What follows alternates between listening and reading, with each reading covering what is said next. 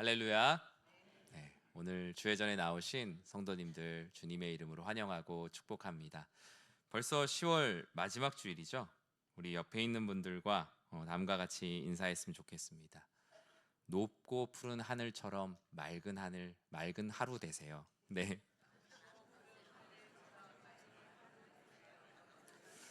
오늘 날씨가 정말 좋죠. 네, 날씨 좋은데 좋은 날씨만큼 우리 제가 이렇게 연희동 이렇게 좀 걷다 보면 땅 보고 걷는 분이 한 절반, 핸드폰 보고 걷는 분이 절반. 네. 가을 하늘을 보고 걷는 분이 없더라고요. 하늘도 올려다 보시고 하나님께서 자연을 통해 말씀하시는 그 하나님의 음성과 은혜 빠짐없이 모두 다 누리시는 우리 성도님들 되시길 진심으로 축복합니다. 오늘 설교 후에는 우리 교회 100년 대계 계획의 일환으로 우리 소예배실과 또 공간 리모델링 관련한 경과 보고들, 또 기도의 제목들, 또 어떻게 진행되는지에 대한 부분들을 건축위원회에서 나오셔서 설명해 주실 거예요. 그것들 보시고 같이 기도해 주시면 참 감사하겠습니다. 오늘 야고보서 1장 19절에서 25절 말씀 가지고 세상 유혹에 속지 말라라는 제목의 하나님 말씀을 함께 나누도록 하겠습니다.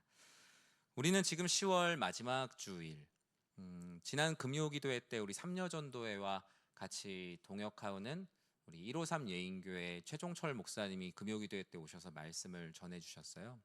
근데 이제 오시는데 연락이 왔어요. 목사님, 지금 길이 너무 막혀요. 근데 막히는 이유를 보니까 이제 할로윈 축제 또 이런 여러 가지 많은 모임들 금요일부터 벌써 많이 진행이 돼서 금요일 날 홍대 입구에서 그 내비게이션이 먹통일 정도로 이제 간신히 찾아오셨더라고요. 저 뒤에 홍은동을 해서 뒤로 돌아서 교회를 이렇게 오셨더라고요.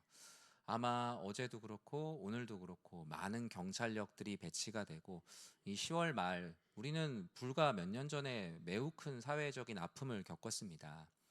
이번에 정말 무탈하게 좀 잘 지나가길 기도했으면 좋겠고요. 사실 이 10월 말을 많은 교회들은 종교개혁 주일로 보냅니다. 앞서 우리 찬양대에서 찬양해 주셨던 내 주는 강한 성이요. 이게 누가 작사 작곡했겠어요? 그래, 루터죠. 루터가 종교개혁 비텐베르그 성당에 95개조 논조를 붙인 다음에 12년, 13년 정도 지났을 때 이 곡을 작사 작곡했습니다. 그를 가두었던 수많은 압박들과 성중에서 진정한 나를 가두는 것은 이런 것이 아니라 오직 주님만이 나의 성이요 나의 방패시다. 작사 작곡했던 이 곡이 이제 종교개혁의 하나의 마치 주제곡처럼 되었죠. 이 찬양을 부를 때마다 우리는 교회가 어떤 모습으로 나아가야 되고 신앙이란 무엇인지를 다시 한번 확인하게 됩니다. 한국교회도 7년 전에 종교개혁 500주년을 기념하여 많은 예배들과 행사가 있었죠. 종교개혁은 우리가 종교개혁이라는 표현을 쓰지만 성경적으로 볼 땐 종교개혁보다는 교회개혁, 신앙개혁이라는 것에 조금 더 가깝다고 할 수 있습니다.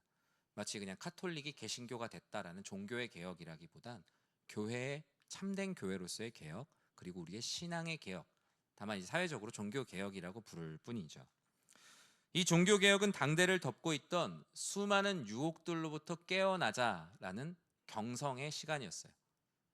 너무나 부패하고 잠들어 있었던 당시의 교권주의, 성직을 매매하고 구원의 은혜를 돈을 주고 사고 파는 일들이 많았죠. 근데 생각보다 여러분이 생각하는 것보다 면죄부가 비싸지가 않았어요. 뭐 면죄부가 뭐 갑자기 몇 억 이런 게 아니고 생각보다 비싸지 않았어요. 그게 더 큰 문제였다는 생각도 들었어요. 당시에 많은 설교를 잘하는 사람들은 이제 카톨릭 중앙본부로 가서 면죄부를 파는 설교자로 훈련을 받았습니다. 어떻게 해야 이 면죄부를 잘 팔 수 있을 것인가? 당시에 설교 좀 한다는 사제들은 다 면죄부 세일즈로 많은 곳에 가서 그것을 팔고 사람들은 거기에 많은 박수를 보냈죠. 그 중에 한 설교의 내용이 이런 게 있죠. 당신이 드리는 그 은화 동전 한 잎이 헌금교회 바닥에 닿을 때 나는 딸랑 하는 소리가 그 천국에 들어가는 종소리다. 요한 테체리 했던 아주 유명한 설교 중에 하나죠. 동전이 딱 떨어지는 순간 그게 천국에 들어가는 종소리다. 얼마나 많은 개혁이 필요했겠습니까? 당시 종교개혁에 많은 슬로건들이 있지만 그중에 대표적인 한 문구, 제가 매년 10월 달에 말씀드리는 건데요. 개혁된 교회는 계속 개혁되어야 한다. 우리를 장로교라고 하잖아요. 장로교는 교회 정치의 여러 가지 방법 중에 하나고, 우리의 신앙과 신학이 무엇이냐고 누가 묻는다면 여러분, 우리는 개혁신학, 개혁신앙이라고 말합니다. 이 개혁신앙이자 개혁신앙의 핵심은 어제로 오늘을 사는 것이 아닙니다. 교회가 10년 전에 이랬기 때문에 요번에 이렇게 해야 된다가 아니라 어제로 사는 게 아니라 오늘로 그저 살아가는 겁니다. 폴 틸리히라는 신학자도 그런 말을 했어요. 수천 년 동안 사용해온 교회 용어라고 해도 현대인들에게 전혀 의미 없이 들리지도 않는 말들은 오늘 당장 고칠 수 있는 게 바로 개혁신앙이라고요. 개혁신앙은 이전에 해왔던 것들을 반복하는 것이 아니라 어제와 다른 오늘을 살아내는 것. 그것이 바로 종교개혁의 정신입니다. 여러분, 요즘 무엇에 속고 사는 것 같으세요? 루터는 당시의 종교개혁을 일으킴에 있어서 이 세상이 거대한 속임수에 속고 있다. 그리고 거대한 덫에 걸려 있다라고 생각을 했어요. 그냥 이 세상 자체가 사탄이 놓은 큰 덫에 걸려 있고, 그리고 유혹에 빠져서 그 유혹의 술독에서 빠져나오지 못하는 모습을 당시의 그림으로도 많이 그렸어요. 즉 루터의 핵심은 이 세상 모든 사람들, 이 세상이 세상 유혹에 완전히 속아 넘어가고 있는 세상처럼 보였어요. 주님께서는 우리에게 성경 말씀 곳곳에서 속지 말라는 말씀을 참 많이 하셨습니다. 그만큼 우리들의 모습이 세상의 유혹이나 여러 가지 많은 일들에 잘 속는 것 같아요.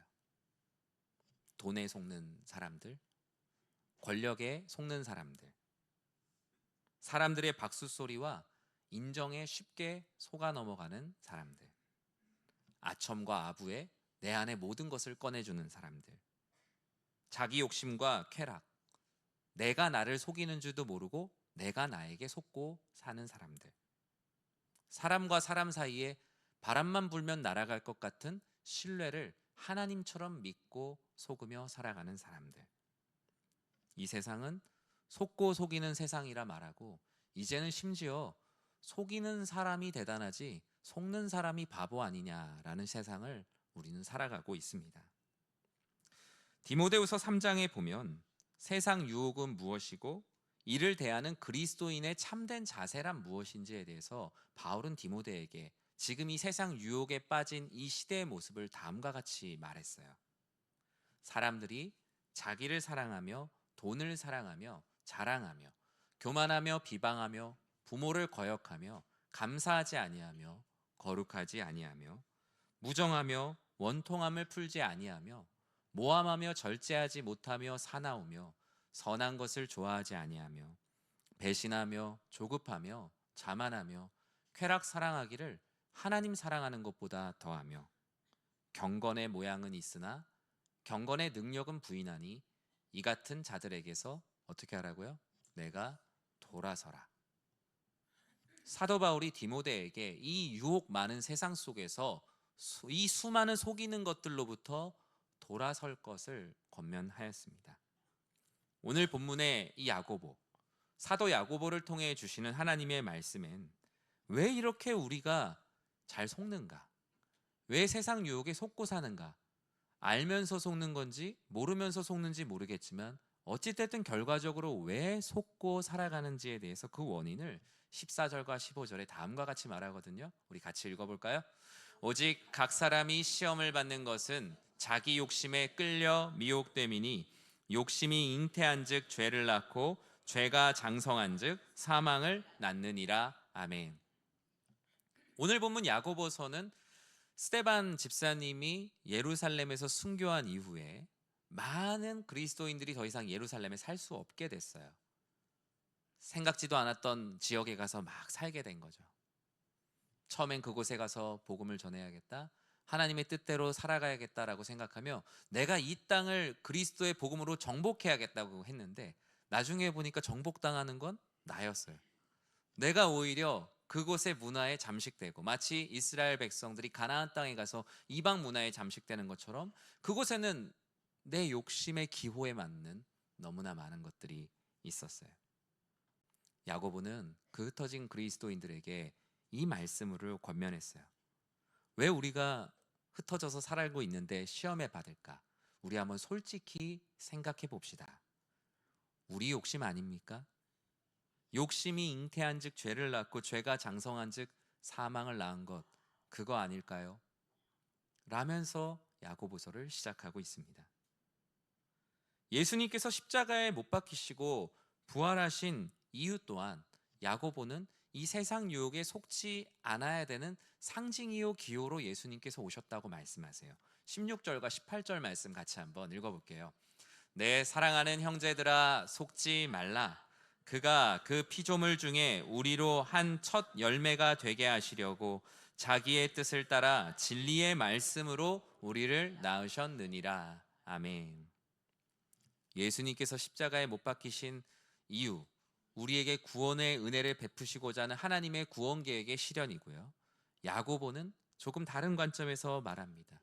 우리가 속지 않도록 우리가 가야 할 인생의 깃발이요, 기호요, 상징이요, 오직 그것만 바라보고 살아가면 세상 유혹에 속지 않고 하나님의 뜻 가운데 양의 문이요 선한 목자 되시는 그분을 따를 수 있다. 십자가는 그곳으로 인도하는 기호요, 이정표요, 안내판이다 라고 야고보는 말하고 있습니다. 그러면 이런 시대 속에서 우리가 어떻게 세상의 유혹에 속지 않고 주의 말씀 앞에 정신을 차리고 살아갈 수 있을까요?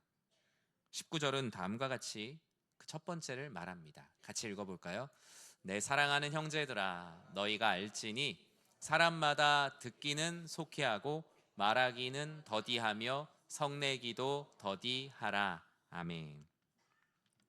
세상 유혹에 속지 않기 위해 야고보 사도는 첫 번째로 너희의 마음을 지켜야 된다라고 말합니다.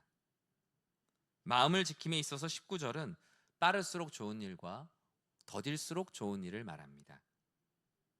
세상 유혹에 속지 않기 위해 마음을 지키려면 먼저 속히 해야 되는 것, 그 첫 번째를 말씀을 듣는 것이라고 말합니다. 우리가 어떤 일을 왜 빨리 하려고 하죠? 속히 해서 그것이 내 안에 들어와서 좋은 영향을 끼치기를 바라는 마음일 겁니다. 여러분이 감기에 걸렸는데 감기를 빨리 낫게 해주는 약을 받았다면 나 이거 내일 먹어야지 라고 하는 사람은 없을 거예요. 지금 당장 내가 감기로 힘드니까 빨리 그 약을 먹고 그 약이 내 안에 들어와서 나를 치료하길 바라는 마음으로 약을 먹기를 속히 할 겁니다. 오늘 말씀에서 말씀을 듣는 것을 속히 하라는 것은 주의 말씀이 내 안에 들어와서 뿌리를 내리고 열매를 맺을 것을 기대하는 마음이 담겨 있습니다. 우리의 삶은 무엇을 속히 듣고 있는가라는 것을 보면 그 사람이 추구하는 가치를 파악할 수 있어요. 이 세상은 정보와 시간 싸움의 시대 아닙니까? 같은 정보여도 내가 누군가보다 먼저 들을 때 엄청난 힘을 가지는 정보들이 있습니다. 심지어 웃돈을 주고 불법적으로 정보를 선점하는 일도 있고요. 자신의 능력을 키워서 정보를 먼저 얻을 수 있는 위치를 선점하려고 수많은 경쟁을 합니다. 쉽게 얘기하면 그런 거예요. 동네에 뭐 어디가 개발된다, 부동산 개발 정보 이런 거 미리 알면 사람들 돈 많이 벌잖아요. 불법적인 일이지만 예를 들어 시험을 보는데 시험 문제를 먼저 알 수 있으면 그 시험은 공정한 시험이 아니라 먼저 그 시험을 잘 볼 수 있는 엄청난 자리를 선점하는 거 아닙니까? 그래서 사람들은 어떻게든 정보를 선점하기 위해 돈을 싸들고 가서라도 속히 그 정보를 들으려고 하는 간절함과 열심이 있어요. 그러나 우리 그리스도인들이 정말 듣기를 속히 해야 되는 것은 무엇일까? 야고보는 하나님의 말씀 듣기를 속히 하라고 권면합니다. 세상 그 어떤 정보와도 비교할 수 없는 우리의 영혼을 구원하는 말씀, 그 능력이 있는 주의 말씀 듣기를 속히 하는 것이 인생의 해답이라고 우리들에게 말씀하고 있어요. 이 말씀 듣기를 속히 한다면 반대로 더디해야 하는 두 가지를 또 말하고 있죠. 왜 더디하라고 할까요? 최대한 늦게 해라, 아니면 안 하는 게 좋다, 별로 좋은 게 아니기 때문이에요. 또는 좋지 않을 확률이 있기 때문이죠. 오늘 본문에선 두 가지를 더디하라고 말하는데 말하기를 더디하고 성내기를 더디하라. 근데 우리가 말을 안 할 수는 없잖아요. 말하기를 더디하라는 것은 그만큼 신중하게 하라는 것이고, 성내기를 더디하라는 것은 성내기를 신중하라라기보단 성내기를 되도록 하지 말라라는, 같은 더디하라는 말이지만 다른 의미를 갖고 있어요. 성경은 말하기를 더디하라는 것이 그냥 말 천천히 하라는 얘기는 아닙니다. 성경은 언제나 내 안으로 들어오는 것보다 내 안에서 나가는 것이 훨씬 더 더럽다고 말했거든요. 내 안에서 나가는 것에 더욱더 신중하라고. 그래서 어느 나라를 보든 말에 대한 속담이 가장 많은 이유도 그런 이유가 아닐까 생각을 합니다. 들어오는 하나님의 말씀엔 왜곡이 없지만 내 안에서 나가는 것은 얼마나 더러운 것이 많습니까? 다른 이들과 논쟁에 빠지기도 하고 자기의 의견만을 고집하고 있는 아집으로 똘똘 뭉친 자신을 발견할 때도 있어요. 가끔 어떤 성도님들이 그 얘기 하시더라고요. 주일에 교회만 갔다 오면 싸운대요. 왜냐면 주중에 있었던 뭐 뉴스 뭐 이런 것 중에 내가 하고 싶은 말을 이제 그 주입시키고 가르쳐야 되는 대상들이 있나 봐요. 친한 분들 중에, 성도님들. 내가 이번에는 확실히 공부하고 가서 제대로 가르쳐 줘야겠다. 계몽을 시켜야겠다. 근데 가니까 오히려 내가 설득되어서 오고 다시 또 공부하고, 그런 불필요한 긴장, 예배를 드리러 가는데 그냥 내 가치관을 더 이렇게 주입시키려고 하다 보니까 교회만 갔다 오면 자꾸 논쟁이나 싸움이 있다라고 말씀하시더라고요. 말하기와 함께 성내기를 더디하라고 말합니다. 그냥 화를 내지 말라는 것이 아니죠. 이 성냄의 근원이 되는 감정이 뭐죠?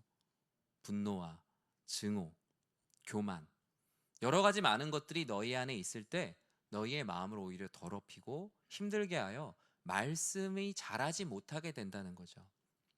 씨 뿌리는 비유 마태복음에 보면은 씨를 뿌렸는데 잘 자라지 못하는 여러 상황 중에 가시덤불이 이렇게 있어서 자라지 못하는 상황을 보여주죠. 그 가시덤불이 바로 세상의 유혹과 근심과 걱정을 말하는 것이죠. 야고보서 1장 20절에 보면 사람이 성냄을 더디할 뿐만 아니라 이 성냄이 얼마나 안 좋은지 이렇게 말해요. 같이 읽어볼까요? 사람이 성내는 것이 하나님의 의를 이루지 못함이라. 결국 잘하지 못하고 하나님의 의를 이루지는 못하고 사람들에게 상처만 주는 것이 바로 야고보가 말하는 성냄이었어요. 제가 말씀을 준비하면서 내가 사역을 하면서 크게 정말 성을 냈던 적이 언젠가 한번 곰곰이 생각을 해봤어요. 뭐 어떤 게 더 크고 작다를 떠나서 가장 먼저 떠오르는 세 가지가 있었는데, 세 가지 중에 두 가지가 우리 교회에 있을 때, 우리 교회 사역을 할 때였어요. 여기 당사자가 계심에도 불구하고 제가 말씀을 드릴게요. 네, 첫 번째는 제가 우리 교회 고등학생들이랑 그 여름 수련회를 갔을 때였어요. 고등부 여름 수련회를 갔을 때였는데, 거기 안에 물놀이 할 수 있는 공간이 있기 때문에 그 어떻게 하면 안 된다, 이렇게 하면 사고가 난다라는 걸 친절히 알려줬어요. 근데 이제 그렇게 해야 된다는 매뉴얼로 받아들인 것 같아요. 그래서 그걸 그대로 하더라고요. 그래서 이제 한 학생이 크게 다쳤어요. 머리에 피가 막 철철 나갔고, 제가 진짜 몇 킬로로 밟았는지 모르겠어요. 그냥 막 해서 병원에 이제 가고 치료를 받았던 때가 기억납니다. 그런데 그때 그 아이를 던진 애들이 있을 거 아니에요. 네. 던진 애들이 얼굴이 거의 사색이 됐더라고요. 근데 제가 그 애들에게 엄청나게 화를 냈어요. 저도 되게 어렸고 저도 되게 놀라고 두려웠던 것 같아요. 애들 말로는 거의 사자후 수준이에요. 와. 그리고 그 아이를 치료하고 저녁 집회가 늦어졌어요. 거의 9시 가까이 됐을 때 왔는데 애들이 너무 위축돼 있더라고요. 그리고 애들이 막 같이 모여서 기도를 하고 있더라고요. 너무 미안했어요. 내 감정을 주체하지 못하고 너희들 왜 그랬냐면서 그렇게 화를 쏟아냈던 게 지금까지도 후회가 됩니다. 또 한 번의 때가 생각이 났습니다. 이 또한도 부서 사역을 같이 할 때였는데, 담임 목사님 공석일 때 제가 사역을 한 2년을 했어요, 우리 교회에서. 근데 부서의 예배도 그렇고 뭔가 되게 중심이 되게 막 흐트러져 있다는 생각을 했어요. 예배도 너무 다 늦게 오고, 아 이래서 안 되겠다. 사실은 화가 난 거였어요. 근데 화를 내기보다 화내지 않는 척 해야겠다면서 전날에 집에서 성명서를 썼어요. 내가 쓸 내용을 쭉 A4지 한 장을 넘게 쭉 썼어요. 그래서 선생님들 앞에서 읽었어요. 그리고 나 이제 못하겠다. 다음 주가 됐는데 주중에, 여기 아마 계시는 분들이 있을 겁니다. 주중에 선생님들이 모이셨나 봐요. 모이시고 다음 주 주일날 한 분씩 편지를 주더라고요. 근데 그게 편지긴 했는데 사실 반성문 같은 편지였어요. 그런데 너무 죄송했어요. 내가 왜 일을 이런 식으로밖에 해결을 못했을까. 성낸다는 것은 지름길처럼 보이거든요. 그런데 목표에 도달할 수 없는 끊어진 다리입니다. 사랑하는 건 우회하는 것 같거든요. 되게 돌고 도는 것 같아요. 그런데 그게 진짜 지름길이더라고요. 야고보는 사랑하는 그리스도인들이 각자의 자리에서 그리스도인으로 살아가는데 이 성냄이 뭔가 일을 빨리 해결할 수 있는 것 같지만 어느 순간 가보면 그 다리가 끊어져 있는 거죠. 그것을 되게 걱정하고 두려워했어요. 만약에 우리가 그렇게 성을 내면 낼수록 우리는 세상 유혹에 더 쉽게 빠지는 존재가 된다.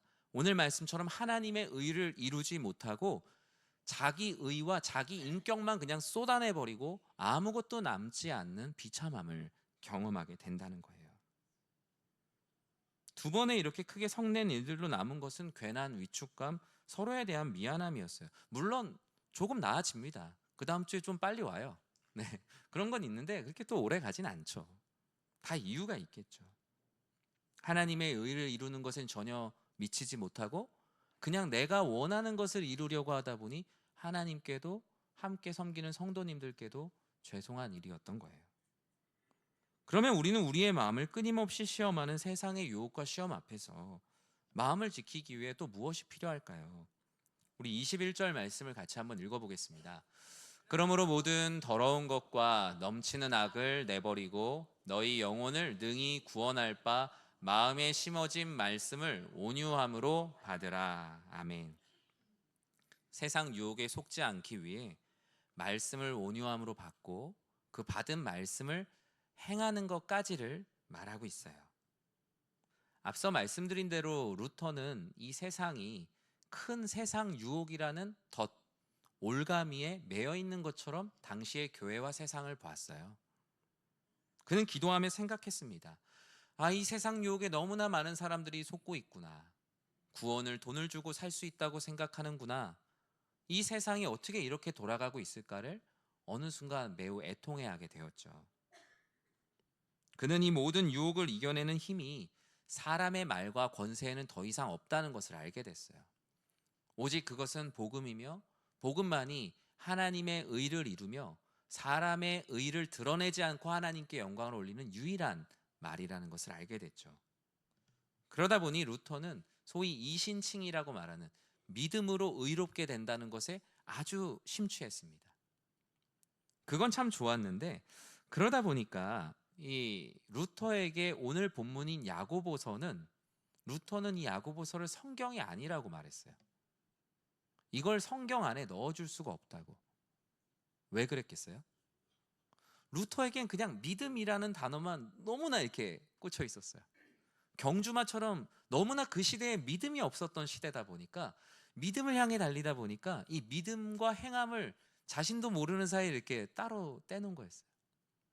그러나 그의 신학과 믿음과 신앙의 과정 속에서 루터는 자신의 태도를 바꿉니다.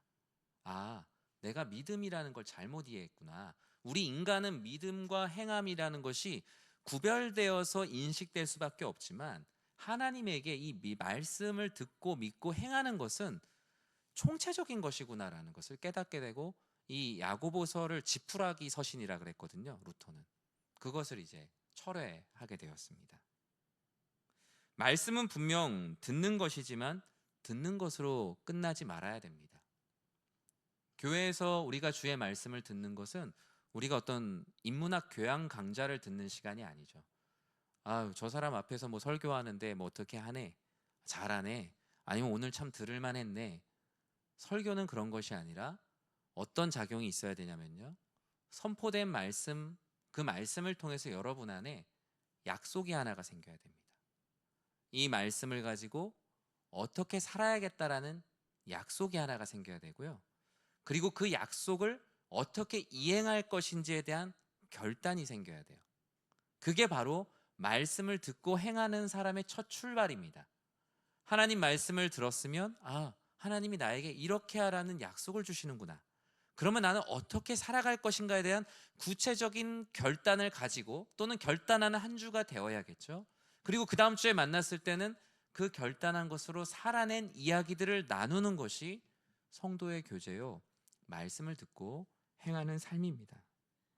말씀의 작용에 대한 우리의 삶의 반작용이 있는 것이 올해 우리에게 표와 같은 말씀으로 살아내는 것. 세상 유혹에 이기려면 그것에 대응할 수 있는 매뉴얼을 늘 기억해야 되는데, 말씀을 듣고 행하지 않으면 정작 유혹이 찾아왔을 때는 전혀 기억이 나지 않고 희미한 거예요. 말씀을 듣고 행한 적이 없다 보니, 말씀이 내 안에 새겨져 있지 않다 보니 유혹이 찾아올 때마다 대항할 말씀이 없는 거예요. 야고보서 1장 23절과 24절은 그와 같은 모습을 이와 같이 말해요. 누구든지 말씀을 듣고 행하지 아니하면 그는 거울로 자기의 생긴 얼굴을 보는 사람과 같아서 제 자신을 보고 가서 그 모습이 어떠한 것을 곧 잊어버린다고요. 지금의 거울하고는 좀 다릅니다. 지금의 거울은 너무나 선명하죠. 근데 당시 거울은 그냥 이 사람이 누구다 정도를 볼 수 있는 정도의 동거울들이었어요. 그러니까 무언가 희미하게 본 것들, 말씀을 그냥 듣기만 하고 살아가는 것은 마치 그냥 희미한 거울을 보고 특정하지 않은 것을 보니 금방 잊어버리는 것과 같다는 거예요. 사랑하는 성도 여러분, 우리에게 이 세상 유혹에 속지 않는 하나님께서 주신 놀라운 은혜는 바로 하나님의 말씀이에요. 여러분의 안에 말씀 듣기를 속히 하시고 그 말씀으로 여러분의 영혼을 보호하십시오. 그래야만 우리에게 주어지는 세상의 유혹 속에서 내상도 외상도 입지 않고, 루터가 말한 것처럼 세상이라는 큰 덫에 매이지 않은 진정한 그리스도인의 자유를 누리게 되는 겁니다. 말씀을 맺습니다. 신앙은 멈춰 있는 것이 아니라 흐르는 것이라고 말합니다. 신앙은 어제 있었던 신앙으로 오늘을 살아내는 것이 아니라 오늘 주어지는 신앙이 필요합니다. 어제 숨 쉬었으니까 오늘은 숨 안 쉬어도 된다는 분은 없을 거예요. 가끔은 그런 생각을 합니다. 신앙도 경력이면 차라리 편하겠다라는 생각을 해요. 아니면 내가 어떤 직분을 받으면 그 직분에 맞는 신앙 이하로 떨어지지 않는 거라면 차라리 참 편할 것 같아요. 내가 장로님이 되고 내가 목사님이 되고 권사님이 되고 집사님이 되면 저절로 내가 노력하지 않아도 마일리지처럼 쌓여있는 신앙이 있다면 차라리 편할 수 있겠죠. 하지만 신앙은 멈춰있는 것이 아니라 흐르는 오늘로 살아내는 겁니다. 그것을 우리는 믿음이라고 말합니다. 신앙은 과거를 기념하는 것이 아니라 과거에서 우리에게 베푸신 하나님의 은혜를 끊임없이 기억해내고 현재의 삶으로 기록하는 것입니다. 그것이 바로 말씀으로 살아내는 삶이에요. 여러분, 올 한 해 여러분의 삶에 얼마나 많은 유혹들이 있었습니까? 신앙생활을 내가 과연 잘할 수 있을까? 교회 안에서 맡겨진 여러 가지 많은 봉사의 직분들을 내가 잘 감당할 수 있을까? 회사에서 나에게 맡겨진 일들, 또 가정에서, 또 사람들 간의 관계에서 나에게 맡겨진 일들 속에서 여러분 얼마나 시험에 들 만한 일들이 참 많이 있었습니까? 그 가운데 오늘 말씀 안에서 우리가 먼저 감사했으면 좋겠습니다. 주님, 제가 세상 유혹에 덫에 걸려서 예배의 자리를 떠나지 않고 오직 주의 전에 나와서 예배드리는 예배자로 살게 하심을 참 감사하다고 기도해야 할 것입니다. 하나님께서 우리에게 너희의 마음을 지킬 때 너희는 세상 유혹 속에서 승리할 수 있다고 말씀하십니다. 말씀 듣기를 속히 하시고 말하기와 성내기를 더디하십시오. 주신 말씀을 그저 온유함으로 받으시고 말씀을 행하고 살아내는 일에 집중하십시오.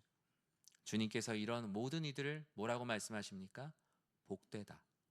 내가 그들에게 반드시 은혜를 더할 것이다 라고 약속하셨기 때문입니다. 기도하겠습니다. 사랑의